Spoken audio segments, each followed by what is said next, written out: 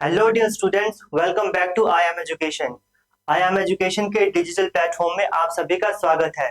तो जैसा कि आप सभी जानते हो कि हमने क्लास 12 की केमिस्ट्री स्टार्ट कर दी है और उसी के साथ हमने फर्स्ट चैप्टर भी स्टार्ट कर दिया है। तो फर्स्ट चैप्टर का फर्स्ट लेक्चर जो है वो यूट्यूब पे अपलोड हो चुका है। तो आप यूट्यूब पे जाकर हमारे चैनल्स में उस वीडियोस को देख सकते हो। तो जो फर्स्ट चैप्टर हमने स्टार्ट किया है दैट इज सॉल्यूशन। तो जो फर्स्ट लेक्चर हमने लिया है उसमें हमने सॉल्यूशंस के बारे में जो है वो बेसिक डिटेल्स जो है वो स्टडी की है। मींस आप कह सकते हो कि इंट्रोडक्शन हमने सॉल्यूशन के बारे में उस लेक्चर में पढ़ा है। अब हमारा ये दूसरा लेक्चर है, तो इस दूसरे लेक्चर में हम पढ़ने वाले हैं टाइप्स ऑफ सॉल्यूशंस। ठीक है बच्चों, तो आइए स्टार्ट करते हैं। हम जो ये सीरीज स्टार्ट कर रहे हैं तो इसका हमें पूरा का पूरा अच्छे से भरपूर फायदा उठाना है। तो उसका हम अच्छे से फायदा बच्चों कैसे उठा सकते हैं? जब हम चीजों को अच्छे से पढ़ेंगे, समझेंगे और साथ में उनके नोट्स बनाएंगे। नोट्स को बनाने के साथ हमें क्या करना है? दूसरा step, we have to revise those notes again and again. ठीक है, तो आप अपने एंड से जो है नोट्स को साइमल्टेनियसली रिवाइज करते रहिए और हम भी क्लास में क्या है चीजों को एक बार फिर से रिवाइज करेंगे। आगे बढ़ने से पहले सबसे पहले क्या होना चाहिए? हम अपने पीछे जो हमने चीजें पढ़ी है उनको एक बार हम फिर से रिवाइज कर लें। अपना इतिहास जानना बहुत जरूरी है, हिस्ट्री बार बार पढ़ना बहुत जरूरी है।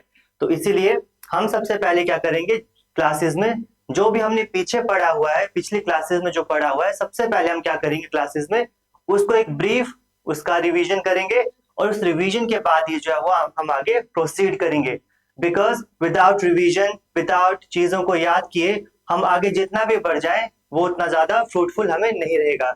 तो आइए स्टार्ट करते हैं सोल्यूशन चैप्टर के साथ। तो जो फर्स्ट लेक्चर था बच्चों, फर्स्ट लेक्चर में हमने बेसिक इंट्रोडक्शन पढ़ा है। किसके बारे में? सॉल्यूशंस के बारे में। हमने सॉल्यूशंस की डेफिनेशंस पढ़ी और हमने पढ़ा सॉल्यूशंस के कंपोनेंट्स के बारे में। हमने टाइप्स ऑफ कंपोनेंट्स भी पढ़े और इस लेक्चर में हम पढ़ने वाले हैं different types of solutions.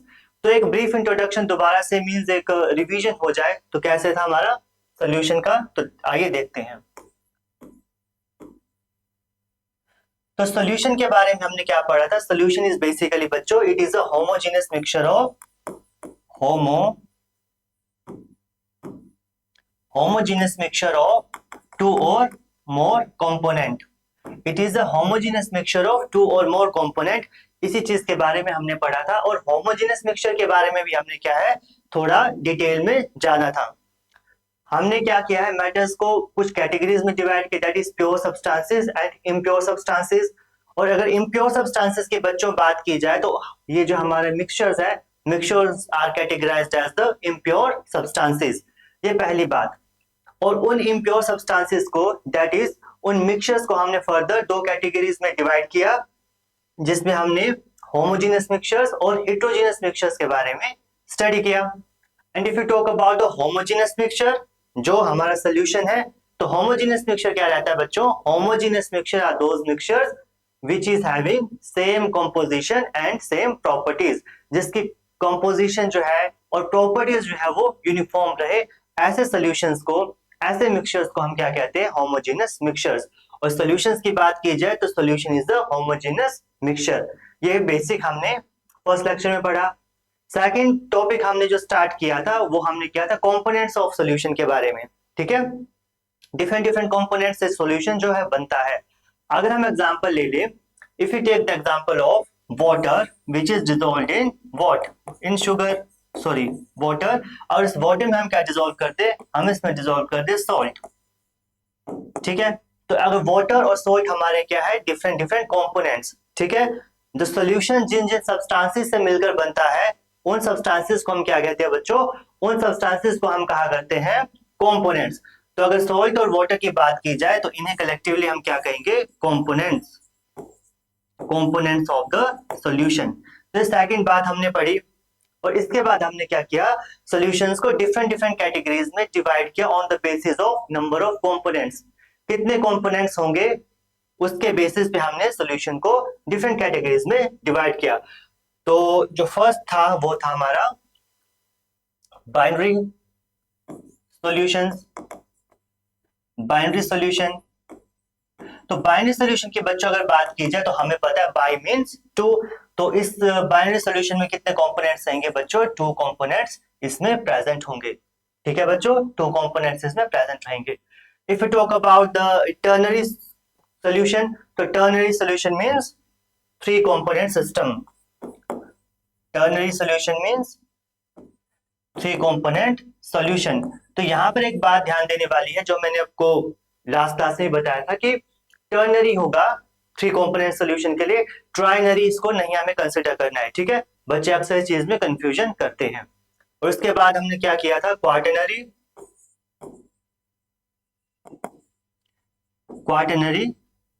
Solution, तो वो क्या था? 4 कंपोनेंट सिस्टम था। और इसके बाद जो अगर ज्यादा हो जाए तो उसे मल्टी कंपोनेंट सिस्टम जो हम कैटेगराइज करेंगे। तो this was all about the solutions, means the types of solution on the basis of total number of components। और इसके बाद हमने क्या डिस्कस किया था? इन कंपोनेंट्स को हमने फर्दर 2 कैटेगरीज में डिवाइड किया। तो कंपोनेंट्स को हमने 2 फर्दर कैटेगरी में डिवाइड किया। तो कौन सी कैटेगरीज थी बच्चों? वो कंपोनेंट्स को हमने 2 कैटेगरीज में डिवाइड किया। तो फर्स्ट थी सॉल्वेंट और सेकंड थी सॉल्यूट। सॉल्वेंट और सॉल्यूट। अगर सॉल्वेंट और सॉल्यूट की बात की जाए तो on the basis of quantity of components present in the solution, on the basis of the quantity of the components present in the solution, we categorize the components into 2 parts, that is solvent and solute. If we talk about the solvent is that component which is present in the largest quantity. ठीक है, it is present in the largest quantity, or you can simply say largest amount. And if we talk about the solutes are those components which are present in the smaller amounts, means solutes are those components which are not present in the largest amount। ठीक है, तो क्या था ये? smaller amount। so this was all about the solute and the solvent। ठीक है, if we talk about the binary solution, तो binary solution में 2 कंपोनेंट्स रहेंगे। तो इसमें एक सोल्यूट रहेगा और दूसरा क्या रहेगा बच्चों? सॉल्वेंट रहेगा। And if you talk about the ternary solution, तो टर्नरी सॉल्यूशन की अगर बात की जाए तो उसमें क्या रहेंगे? 3 कंपोनेंट्स रहेंगे। तो 3 कंपोनेंट्स जब रहेंगे तो इसमें सोल्यूट कौन सा, सॉल्वेंट कौन सा? तो यहाँ पर क्या रहेगा बच्चों? The component which is present in the largest amount is known as solvent. और उसके बाद जितने भी हमारे कंपोनेंट्स जो स्मॉलर क्वांटिटीज में प्रेजेंट है उन्हें हम क्या कहेंगे? We will call them as the solute, similar for the quaternary solutions। ठीक है, तो this was all about the solvent and solute. ठीक है, इसके बाद हमने लास्ट में एक और मतलब कि यू कैन से डिफरेंट एंगल से डेफिनेशन को पढ़ने की कोशिश की of the solute and the solvent. तो हमने क्या स्टडी किया था कि सॉल्वेंट हम उन कंपाउंड्स को कहेंगे जिसमें डिसोल्यूशन हो रही है। सॉल्वेंट में क्या होता है? डिसोल्यूशन हो रही है। सॉल्वेंट के अंदर ही जो है हम किसी चीज को डिसोल्व करते हैं। And if you talk about the solute, तो सोल्यूट मींस जिसकी विच इज बीइंग डिसॉल्व्ड, जो डिसॉल्व हो रहा है, विच इज बीइंग डिसॉल्व्ड। तो ठीक है, ये थी next definition of the solute and the solvent from a different angle, from a different perspective. ठीक है, लास्ट में हमने पढ़ा था, एक लास्ट में मैंने आपको नोट लिखाया था बच्चों, and that note was solvent determines the physical state of the solution। तो क्या था बच्चों? एक बार फिर से हम उसे लिख लेंगे उस नोट को, that is solvent determines the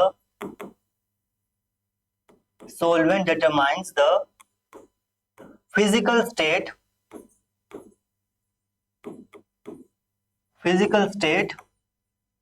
of the solution, physical state of the solution। ठीक है, तो ये बहुत ही इंपॉर्टेंट बच्चों नोट है, इसको आपको अच्छे से समझना है और ध्यान देना है। That solvent determines the physical state of the solution. ठीक है बच्चों, इस बात को आपको ध्यान देना है।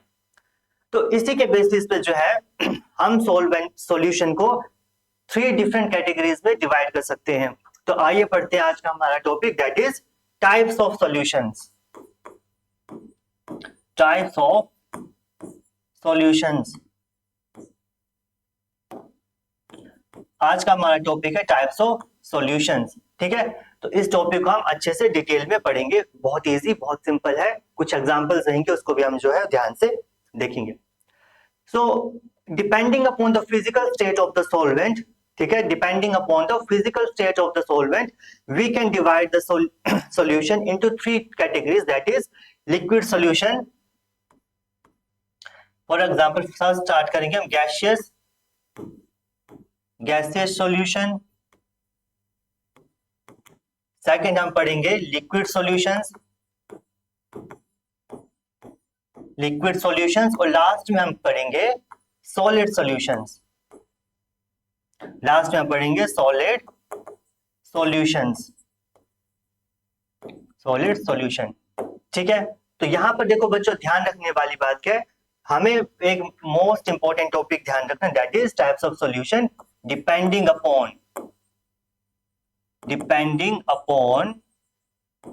फिजिकल स्टेट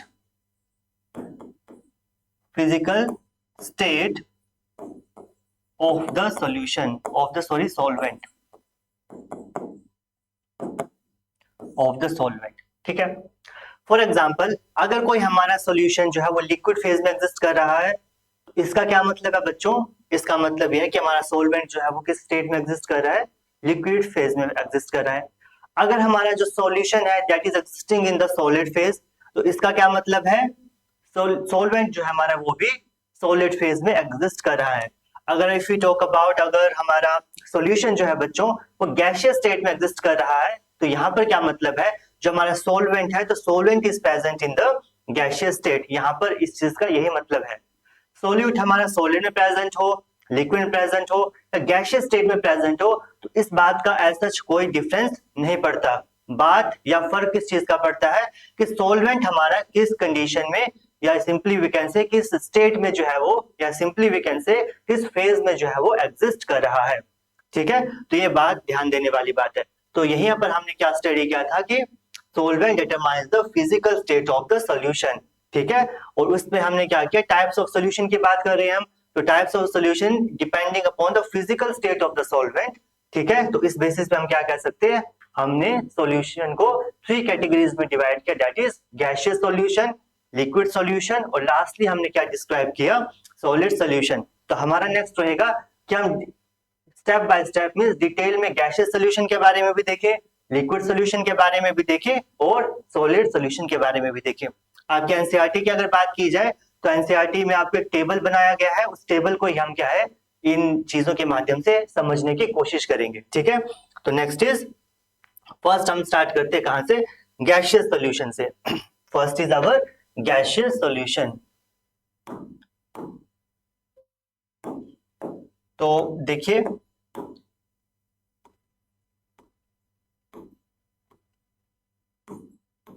गैसियस सॉल्यूशन, तो फर्स्ट हमारा ये टॉपिक रहेगा, ठीक है। हमें पता है सॉल्यूशन किन किन चीजों से मिलकर बना है बच्चों, सॉल्यूशन मिलकर बना है सॉल्यूट और सॉल्वेंट से, ठीक है। तो हम फर्स्ट में क्या कर लेंगे, फर्स्ट कॉलम में सॉल्यूट लिख लेंगे, सॉल्यूट, ठीक है। और हमें पता है, और सेकंड कॉलम में क्या आएगा बच्चों, ऑब्वियस सी बात है सॉल्वेंट, सेकंड कॉलम में आएगा सॉल्वेंट। और हम साथ में क्या करेंगे, थर्ड कॉलम में कुछ इनके एग्जांपल्स की जो भी है वो जानकारी ले लेंगे, ठीक है। तो इस तरीके से हम एक टेबल की जो है वो फॉर्मेशन करेंगे, ठीक है। अब यहाँ पर क्या दिया गया बच्चों, गैसियस सॉल्यूशन दिया गया है, solution is gaseous in state. तो यहाँ पर कौन समझने वाली बात क्या होगी, सॉल्वेंट की जो है वो स्टेट कौन सी रहेगी, सॉल्वेंट की फिजिकल स्टेट क्या रहेगी बच्चों, ऑब्वियस सी बात है सॉल्वेंट की फिजिकल स्टेट रहेगी गैसियस, ठीक है। तो सॉल्वेंट की स्टेट में एग्जिस्ट करेगा बच्चों, गैसियस फॉर्म में एग्जिस्ट करेगा, ठीक है। ये पहली बात थी। अब हम यहाँ पर क्या करेंगे बच्चों, हम यहाँ पर चेंज करेंगे, किसको, सोल्यूट को चेंज करते रहेंगे। हम एक बार गैस में फॉर्म में सोलिड को लेंगे, सोल्यूट को लेंगे, दूसरी कंडीशन में हम क्या कर सकते हैं, लिक्विड में, और थर्ड में क्या कर सकते हैं, हम सॉलिड में इसको कंसिडर कर सकते हैं। तो देखिए फर्स्ट हम अगर कंसिडर करें गैस, सॉलिड, सोल्यूट को भी हम गैसियस स्टेट में लें और हमारा सॉल्वेंट भी क्या रहेगा बच्चों, गैस रहेगा, तो आप कोई एग्जांपल बता सकते हो कि ऐसा कोई सॉल्यूशन जिसमें सोल्यूट भी गैसियस फॉर्म में एग्जिस्ट करे और सॉल्वेंट भी गैसियस फॉर्म में एग्जिस्ट करे, कुछ आपको याद आ रहा है बच्चों, अपने आसपास देखिए, अगर अपने आसपास देखोगे तो आप क्या पाओगे कि एयर एयर का एग्जांपल आप देख सकते हो कि एयर में डिफरेंट डिफरेंट गैसेस प्रेजेंट है। For example if you talk about the air, तो एयर में नाइट्रोजन प्रेजेंट है, एयर में ऑक्सीजन प्रेजेंट है, एयर में कार्बन डाइऑक्साइड सर्टेन अमाउंट में प्रेजेंट है, noble gases, different dust particles and so many things are present in the air which are in gaseous in form। ठीक है, तो solute हमारा क्या है, गैसियस फॉर्म में है, सोलवेंट हमारा जो है वो किस फॉर्म में, गैसियस फॉर्म में। तो अल्टीमेटली सॉल्यूशन भी हमारा क्या रहेगा, सॉल्यूशन भी हमारा गैसियस स्टेट में रहेगा। तो इसका एग्जांपल अगर हम एग्जांपल डिस्कस करें तो एग्जांपल इज एयर। इसका best example and the most popular example क्या रहेगा, एयर। तो एयर में कौन कौन सी गैसेस प्रेजेंट है बच्चों, dinitrogen, dioxygen, CO2 and noble gases, और इसके अलावा भी सर्टेन अमाउंट ऑफ गैसेस इसमें प्रेजेंट है। ठीक है, तो एक रफ तौर पे अगर देखा जाए तो सबसे ज्यादा कौन सी गैस प्रेजेंट है हमारी एयर में, दैट इज डाइनाइट्रोजन। तो डाइनाइट्रोजन यहाँ पर क्या एक्ट करेगी, डाइनाइट्रोजन एज अ सोलवेंट यहाँ पर एक्ट करेगी। ठीक है, because it is present in the largest amount. And if you talk about the oxygen, carbon dioxide, noble gases and other things, they will be categorized as the solute। so this was our first example। ठीक है, तो next example देखते हैं, next condition देखते हैं, situation. तो this was the example of gas gas solution. ठीक है, नेक्स्ट हम देखते हैं लिक्विड। अब हम क्या करेंगे, सोल्यूट हम लिक्विड ले लेंगे और सोलवेंट क्या ले लेंगे बच्चों, हम गैस, गैस ही रहेगा। तो अल्टीमेटली सोल्यूशन क्या बनेगा हमारा, ऑब्वियस सी बात है गैसियस सोल्यूशन बनेगा। ठीक है, तो इसका एग्जांपल क्या हो सकता है बताओ बच्चों। इसका एग्जांपल, अगर आप पहाड़ों में रहते होंगे तो आपको पता है पहाड़ों में क्या रहता है। इवन अगर आप क्लाउड्स की भी बात करें तो क्लाउड्स में क्या रहता है, गैस रहती है, और गैस में क्या रहते हैं, वाटर के वेपर्स, वाटर के पार्टिकल्स रहते हैं। तो if you talk about the means mist या ह्यूमिडिटी की अगर बात करें तो क्या होगा, सोल्यूट उसमें क्या होगा बच्चों, लिक्विड होगा, मींस वाटर के वेपर्स होंगे। And if you talk about the solvent, solvent is obviously gas, means air. ठीक है, तो यहां पर क्या होगा हमारा, ह्यूमिडिटी, ह्यूमिडिटी मींस, और यहाँ अगर इसको आप मिस्ट भी जो है वो कह सकते हो। ठीक है, ये हमारा किसका एग्जांपल रहेगा बच्चों, हमारा it will be the example of liquid gas solution. तो इसको देखो, लिखने का दूसरा मेथड कैसा है, हम फर्स्ट क्या लिखेंगे, सोल्यूट को लिखते हैं। जो हमारा स्टैंडर्ड है, जो हमारा ट्रेडिशनल वे ऑफ राइटिंग है, दैट इज सोल्यूट। सबसे पहले हम सोल्यूट को लिखेंगे, उसके बाद हम सोलवेंट को लिखेंगे। अगर इसको हमने डिस्क्राइब करना है तो हम इसे कैसे डिस्क्राइब कर सकते हैं बच्चों, इसे हम डिस्क्राइब कर सकते हैं लिक्विड गैस सॉल्यूशन। इसे हम कुछ इस तरीके से जो है वो लिख सकते हैं। ठीक है, लिक्विड गैस सॉल्यूशन। ठीक है, पहले हमारा सोल्यूट आएगा, सोल्यूट आएगा, उसके बाद हमारा हाइफन देके सोलवेंट आएगा। तो इसे क्या कहेंगे हम, ह्यूमिडिटी या मिस्ट को हम क्या कहते हैं बच्चों, इसे हम कहते हैं लिक्विड गैस सॉल्यूशन। ठीक है, सिंपल इजी, कोई यहाँ पर ऐसे घबराने या डरने वाली बात नहीं है। जो भी एग्जांपल ले रहे हैं हम, कहाँ ले, कौन से एग्जांपल ले रहे हैं, अपने लाइव जो है एग्जांपल ले रहे हैं, मींस हमारी रियल लाइफ से रिलेटिव जो एग्जांपल है उन्हें हम जो है वो कंसिडर कर रहे हैं। ठीक है, नेक्स्ट क्या आ जाएगा, फर्स्ट गैस, लिक्विड अब क्या आ जाएगा, सॉलिड, सॉलिड, और सोलवेंट क्या रहेगा हमारा, गैस ही रहेगा सभी के लिए। तो क्या कौन सा एग्जांपल रहेगा बच्चों, देखिए गैस, एयर। ठीक है, गैस को हम एयर कंसिडर करते हैं। तो एयर में जब सॉलिड पार्टिकल्स हों, जैसे डस्ट पार्टिकल्स, उन्हें हम क्या कैटेगराइज करेंगे, उन्हें हम कैटेगराइज करेंगे as a solid gaseous solution, solid gaseous solution. तो क्या एग्जांपल आ जाएगा बच्चों इसमें, dust in air. Simple easy, कोई यहाँ पर प्रॉब्लम वाली बात नहीं, because dust particles are the solid particles which are present in air, so that's why it is the example of solid gaseous solution। ठीक है, तो ये था हमारा first chart, first table of the gaseous solution. इसी तरीके से हम क्या कर सकते हैं, लिक्विड के बारे में डिस्कस करेंगे। इसी तरीके से हम क्या करेंगे, सॉलिड सॉल्यूशंस के बारे में भी जो है वो डिस्कस करेंगे। तो यहाँ पर जो मोस्ट इंपॉर्टेंट, मोस्ट ध्यान देने वाली बात यह है that the physical state of the solvent will determine the physical state of the solution। ठीक है, तो ये बात ध्यान देने वाली थी। नेक्स्ट देखिए बच्चों, नेक्स्ट टेबल है हमारा लिक्विड सॉल्यूशंस के बारे में। Liquid solution, liquid solution. ठीक है, तो सिमिलरली आप क्या करेंगे, यहां पर क्या करेंगे हम, सॉल्यूट, फर्स्ट कॉलम में सॉल्यूट हम करेंगे, सेकंड कॉलम में सॉल्वेंट, और थर्ड टेबल में क्या करेंगे, मींस थर्ड कॉलम में क्या करेंगे, कुछ हम सर्टेन एग्जांपल स्टडी करेंगे, एग्जांपल्स जो है इसके देखेंगे। ठीक है, तो लिक्विड सॉल्यूशन है, में सॉल्वेंट किस फेज में एग्जिस्ट करेगा, सॉल्वेंट एग्जिस्ट करेगा हमारा लिक्विड फेज में, सॉल्वेंट एग्जिस्ट करेगा हमारा लिक्विड फेज में, से बात आपको ध्यान देना है। ठीक है, तो फर्स्ट क्या लेंगे, यहां पर भी क्या करेंगे, हम कंसिडर करेंगे गैस। ठीक है, गैस से स्टार्ट करते हैं। ठीक है, तो देखिए सोल्यूट गैस है, सॉल्वेंट हमारा लिक्विड है, तो बच्चों इसका क्या एग्जांपल रह सकता है। ठीक है, देखिए water kind of things, liquid से क्या करते हैं, बेसिक हमारा एग्जांपल क्या आता है, वाटर आता है। ठीक है, कुछ भी हो सकता है, but most of the cases में हम क्या करते हैं, वाटर को ही कंसिडर करते हैं। तो क्या आ जाएगा, वाटर, और वाटर में जब गैस हो तो कौन सा एग्जांपल आ सकता है, हाँ आ रहा है, बताइए कौन सा, बिल्कुल सही, तो कौन सा एग्जांपल रहेगा, ऑक्सीजन डिसॉल्व्ड इन वाटर। ठीक है, oxygen dissolved in water. Oxygen dissolved in water is the most means you can say the popular or most common example of this kind of solution, that is gas liquid solution. ठीक है, जो भी आप water देख रहे हैं, कहीं पर भी देख रहे हो, चाहे आप सी वाटर देखें, चाहे रिवर वाटर देखें, या इवन आपने जो टैप वाटर है, कहीं पर भी वाटर देखें, तो हर वाटर में जो है कुछ ना कुछ ऑक्सीजन जो है वो डिसॉल्व रहती ही है। So this is the most easy, most common and the most you can से पॉपुलर एग्जाम्पल।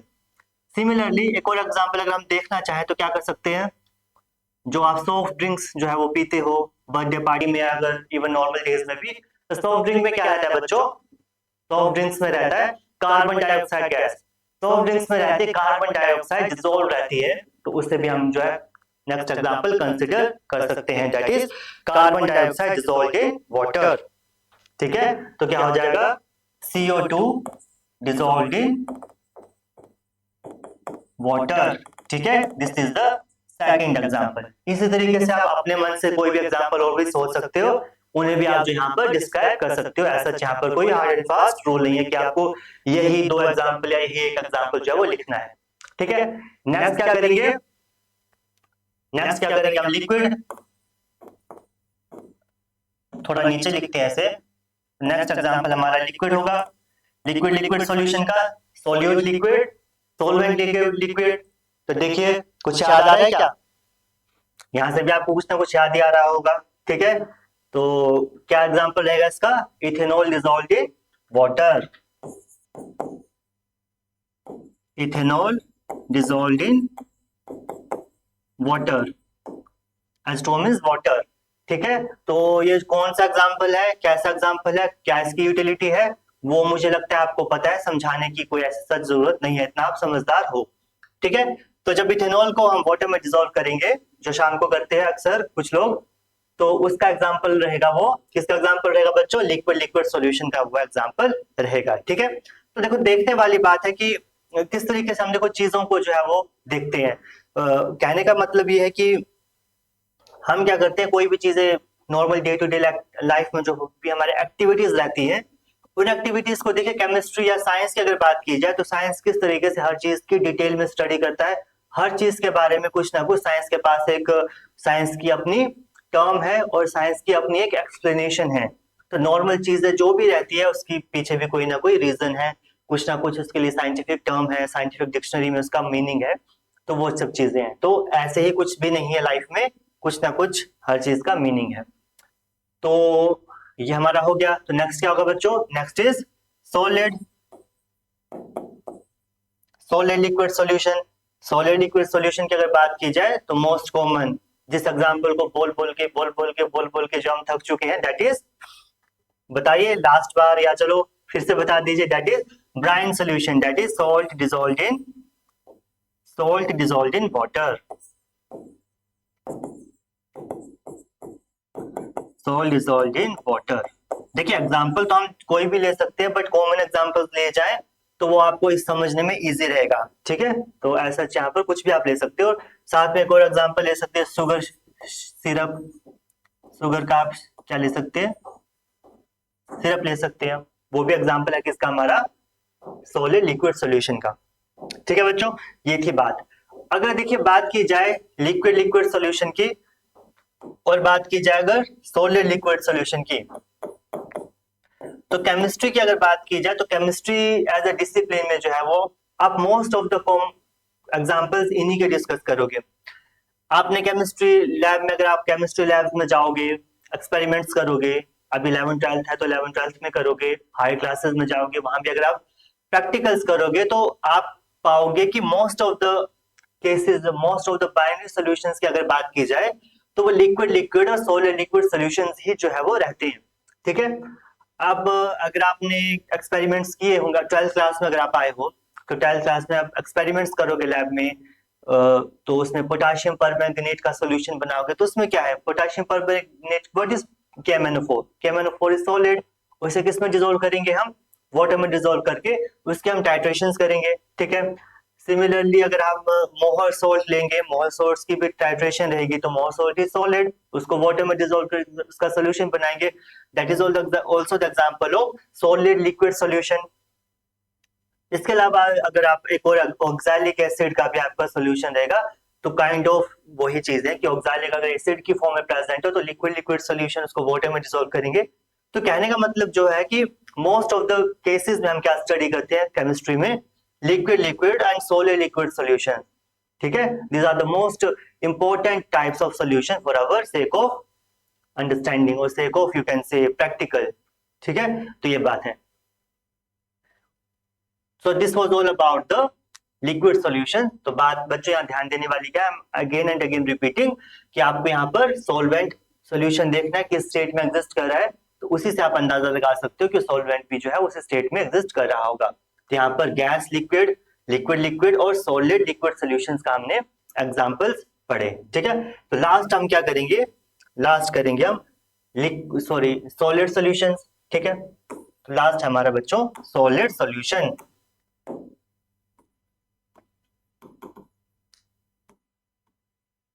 Solid solution.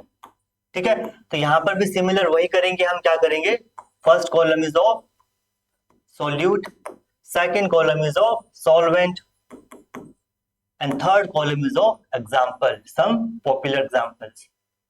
ठीक है, तो देखिए सॉल्वेंट क्या रहेगा, ऑब्वियस सी बात है सॉलिड स्टेट में।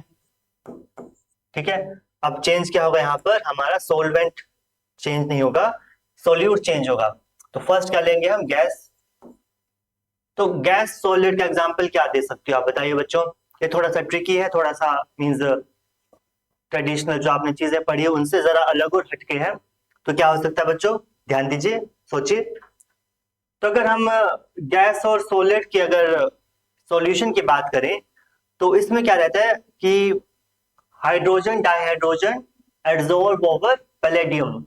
आपने क्या किया है ऑर्गेनिक केमिस्ट्री में, अगर 11th की बात की जाए तो ऑर्गेनिक केमिस्ट्री में आपने रिएक्शंस पढ़े हैं, तो उसमें आपने हाइड्रोजनेशन रिएक्शन जो है वो पढ़ा है। तो हाइड्रोजनेशन रिएक्शन में जो हम कैटलिस्ट क्या यूज करते हैं बच्चों, पैलेडियम कैटलिस्ट एज हम यूज करते हैं, कई बार चारकोल वगैरह भी हम यूज करते हैं। तो पैलेडियम की बात की जाए तो पैलेडियम इज अ सॉलिड। ठीक है, तो पैलेडियम क्या रहता है, हमारा सॉलिड रहता है। ठीक है, इस तरीके से उसके रफ सरफेस रहती है। उस पर हम क्या करते हैं, डाइहाइड्रोजन को, डाइहाइड्रोजन गैस को एब्जॉर्ब कर लेते हैं। इस तरीके से डाइहाइड्रोजन गैस जो यहाँ पर एब्जॉर्ब हो जाती है। ठीक है बच्चों, एब्जॉर्ब हो जाती है। तो ये डाइहाइड्रोजन गैस जो यहाँ पे एब्जॉर्ब हो जाएगी तो ये हेल्प करेगी किसे, हाइड्रोजनेशन रिएक्शन में जो है ये हेल्प करेगी, जिसमें क्या होता है अनसैचुरेटेड हाइड्रोकार्बन किस में कन्वर्ट हो जाते हैं, सैचुरेटेड हाइड्रोकार्बन में। दैट मींस एल्काइंस और alkenes they will get converted into what, alkanes. ठीक है, तो हाइड्रोजनेशन रिएक्शन में जो हम इस कैटलिस्ट को यूज करते हैं, दैट इज पैलेडियम को।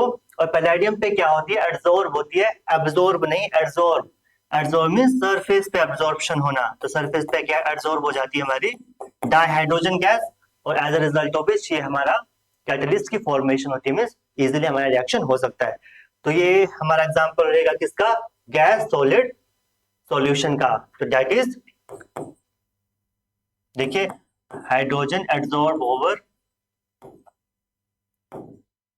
On what, palladium. ठीक है, dihydrogen gas absorb on palladium.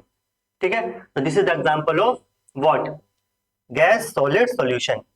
ठीक है बच्चों, मुझे लगता है आपको समझ आ गया होगा। सिमिलरली आप क्या कर सकते हो, चारकोल भी यूज कर सकते हो, चारकोल का भी जो रिएक्शन हो सकता है। ठीक है, तो ये इजी है, सिंपल है। नेक्स्ट हम देखेंगे, तो next is liquid solid solution. Next is liquid solid solution. क्या एग्जांपल रहेगा बच्चों, तो ये भी थोड़े से हटके थोड़े डिफरेंट एग्जांपल्स है, तो उनको थोड़ा सा हमें ध्यान देके पढ़ना है। तो लिक्विड और सॉलिड की अगर सॉल्यूशन की बात करें तो यहाँ बेसिकली हमारा रहता है मर्क्यूरी, जिंक और मर्क्यूरी सोडियम अमेलगम। ठीक है, मर्क्यूरी जिंक या मर्क्यूरी सोडियम अमेलगम। ठीक है, तो मर्क्यूरी हमें पता है mercury is present in which state, liquid state, and if you talk about the zinc और sodium, these two elements are present in solid state। तो ठीक है, that's why it is the example of the liquid solid solution। तो इन ये आपस में मिलके क्या बनते हैं, अमेलगम की फॉर्मेशन करते हैं। तो ये रिडक्शन प्रोसेसेस में जो है बेसिकली यूज होता है।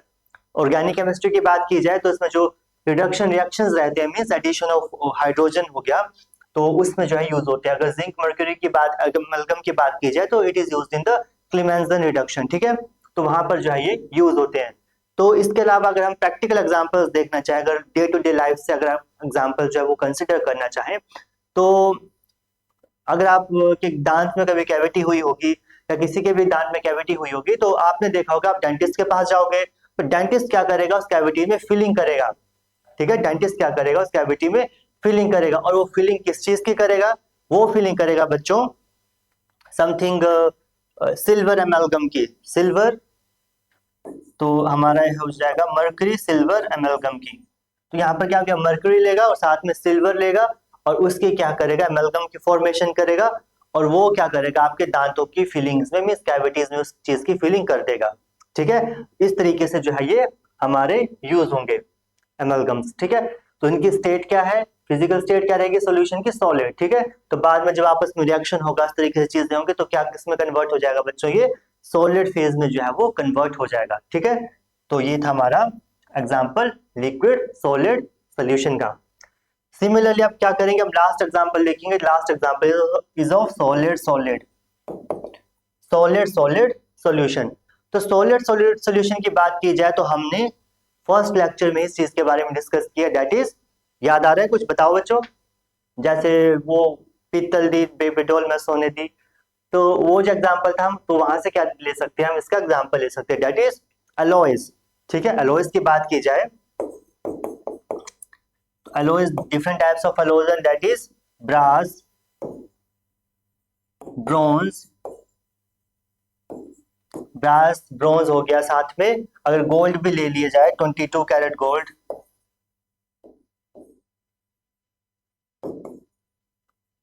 गोल्ड की बात की जाए तो these all are the example of what, these are the example of solid solid solution. Brass की बात की जाए तो ब्रास का फॉर्मेशन क्या होगी, कॉपर प्लस जिंक। ब्रॉन्ज की बात की जाए तो ब्रॉन्ज की फॉर्मेशन होगी कॉपर प्लस टिन। अगर आप 22 कैरेट गोल्ड या इससे भी जो भी कम कैरेट के गोल्ड ले सकते हो, तो वहां पर क्या होगा, गोल्ड की जो है हमारी इसके साथ वो फॉर्मेशन होगी, कपलिंग होगी इसकी गोल्ड की, हमारा कई बार कॉपर के साथ हो सकती है, कई बार सिल्वर के साथ जो है इसकी फॉर्मेशन कपलिंग हो सकती है, as a result of which alloy की फॉर्मेशन हमें देखने को मिलेगी। तो this is the example of solid solid solution. ठीक है, तो बच्चों ये था हमारा टेबल, तो जिसमें हमने फर्स्ट स्टडी किया, फर्स्ट हमने गैसियस सॉल्यूशन के बारे में देखा, सेकंड टेबल में हमने देखा लिक्विड सॉल्यूशंस के बारे में, और थर्ड टेबल में हमने बच्चों की क्या जाके क्या देखा, सॉलिड सॉल्यूशंस के बारे में। ठीक है, तो ये था हमारा types of, different types of solution. Exam में आपको क्या है, डिफरेंट डिफरेंट तरीकों से इस क्वेश्चन को पूछा जा सकता है, इस टेबल से क्वेश्चन जो है डिराइव किए जा सकते हैं। कई बार आपको क्या दे दिया जाएगा, जैसे मान लीजिए लिक्विड सॉलिड सॉल्यूशन का जो एग्जांपल दीजिए, ऐसे पूछ सकता है, या कोई एग्जांपल ही दे दिया जाए तो एग्जांपल से आपसे पूछ सकता है कि ये कौन सा टाइप ऑफ सॉल्यूशन है, या आपको सॉल्यूशन दे दिया जाएगा और आपको बताना है कि सॉल्यूशन की जो है फिजिकल, इस सॉल्यूशन में जो सॉल्वेंट है उसकी फिजिकल स्टेट क्या रहेगी। तो इस तरीके से बच्चों डिफरेंट डिफरेंट टाइप से, डिफरेंट डिफरेंट एंगल से इस क्वेश्चंस की, इस टेबल्स की जो है वो एप्लीकेशन जो है एग्जाम में पूछी जा सकती है, तो जिसे आपको अच्छे से समझना है और ध्यान देना है। आजकल के एग्जाम्स की बात की जाए तो मैंने आपको पिछली क्लास में भी कहा है कि क्वेश्चन जो है वो बहुत कम मीन्स सिलेबस लिमिटेड हो चुका है, तो क्वेश्चन उन एरिया से भी आ रहे हैं जो ट्रेडिशनल एरियाज नहीं हुआ करते थे एग्जाम में क्वेश्चंस के लिए। तो इन क्वेश्चंस को भी, इन मीन्स टेबल्स को, इन जैसे टॉपिक्स को भी आपको क्या करना है, ध्यान से स्टडी करना है, ताकि आप इजीली मार्क्स स्कोर कर सको। ठीक है, तो डिफिकल्ट चीजें तो पढ़नी ही है, इजी चीजें भी हमें ध्यान से पढ़नी, उन्हें भी हमें छोड़ना नहीं है। ठीक है, तो ये था हमारा इन चीजों के बारे में। तो नेक्स्ट अब हम लास्ट एक टॉपिक और पढ़ेंगे, मीन्स एक चीज के बारे में थोड़ा सा हम डिस्कस करते हैं, दैट इज सॉल्वेंट के बारे में। ठीक है, आपको शायद पता भी होगा इस चीज के बारे में, लेकिन एक बार फिर से उस चीज को हम जो है रिविजिट करेंगे। अगर कोई भी सोल्यूशन है, किसी भी सोल्यूशन में अगर solvent as a water act करेगा, तो उस सोल्यूशन को क्या कहेंगे, एक्वस सोल्यूशन कहेंगे। ठीक है, व्हेन, तो क्या लिखिए बच्चों, when water is acting as a solvent, so that solution is known as बच्चों aqueous solution। aqueous solution, उस सोल्यूशन को क्या कहेंगे, हम aqueous solution कहेंगे, और उसे हम कैसे डिनोट करते हैं केमिकल इक्वेशंस में, AQ से हम इसे डिनोट करते हैं। फॉर एग्जांपल ब्राइन सोल्यूशन की अगर बात की जाए, ब्राइन की बात की जाए, तो ब्राइन की अगर बात की जाए तो उसे हम कैसे लिखते हैं, NaCl aqueous। ठीक है, NaCl aqueous। ठीक है, इस तरीके से हम इसको रिप्रेजेंट करेंगे। aqueous मींस इसमें सोलवेंट कौन सा प्रेजेंट है, solvent is water here, and if you talk about the solute, तो सोल्यूट तो हमारा NaCl है ही। तो इस तरीके से हम रिप्रेजेंट करेंगे, when water is acting as a solvent in a solution, that solution is known as aqueous solution। इस चीज को आपको अच्छे से ध्यान में रखना है। आप 12th क्लास में हो, आप डिफरेंट आप क्या करोगे, सॉल्यूशंस बनाओगे लैब्स में, तो वहां पर भी क्या करोगे, आप क्या कहोगे, aqueous solution of this, aqueous solution of that, इस तरीके से आप चीजों को देखोगे। और उन कंडीशंस में जहां पर water as a solvent act ना करे तो क्या होगा, तो otherwise it is called as non aqueous solution, non aqueous solution, non aqueous solution. ठीक है बच्चों, नॉन एक्वस सॉल्यूशन। ठीक है, तो नॉन एक्वस सॉल्यूशन की बात की जाए तो वहां पर बच्चों सॉल्वेंट क्या यूज हो सकते हैं, वाटर के अलावा कोई भी सॉल्वेंट होगा तो वो नॉन एक्वस सॉल्यूशन ही जो है कहलाएगा। ठीक है, क्योंकि हम क्या करते हैं बच्चों कि इसको कैटेगराइज करने का रीजन क्या है कि मोस्ट ऑफ द केसेस में एज ए वाटर हम जो है वो सॉल्वेंट यूज करते हैं, तो हमने इसको एक स्पेशल कैटेगरी, स्पेशल नाम जो है वो दे दिया, तो और कुछ नहीं है यहाँ पर, सिंपल सी यही बात है। तो इसमें एग्जांपल क्या ले सकते हैं बच्चों, वाटर के अलावा कोई भी अगर हमारा सॉल्वेंट रहेगा उससे हम क्या कहेंगे, नॉन एक्वस सॉल्यूशन। तो एग्जांपल हमारा रह सकता है बेंजीन, तो बेंजीन भी हमारा मोस्ट ऑफ द केसेस में यूज होता है, तो benzene is a organic solvent. Similarly we can take carbon disulphide, carbon disulphide भी कुछ केसेस में सॉल्वेंट ऐसे यूज होता है।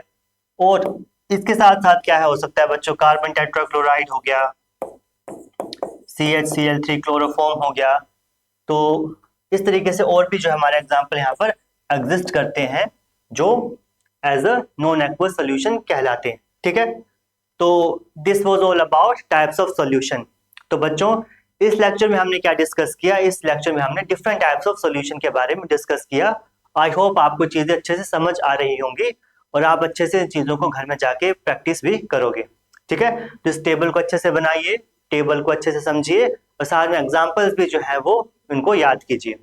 तो मिलते हैं नेक्स्ट क्लास में। नेक्स्ट क्लास में हम बच्चों डिस्कस करने वाले हैं different types of concentration, different methods of expressing concentration. ये टॉपिक आपने 11th क्लास में भी ऑलरेडी डिस्कस किया है, तो एक बार हम फिर से इस टॉपिक को यहाँ पर डिस्कस करेंगे, ताकि जो भी न्यूमेरिकल्स जो है वो आएंगे एग्जाम में, और जो भी हम कोलिगेटिव प्रॉपर्टीज वगैरह पढ़ेंगे, उन कोलिगेटिव प्रॉपर्टीज को पढ़ने में, उन न्यूमेरिकल्स को सोल्व करने में आपको चीजें आसानी रहे। तो नेक्स्ट क्लास में हम इस चीज को डिस्कस करने वाले हैं, तो तब तक के लिए जुड़े रहिए हमारे साथ आई एम एजुकेशन के साथ। इस वीडियो को लाइक करिए, शेयर कीजिए और सब्सक्राइब कीजिए। Thank you.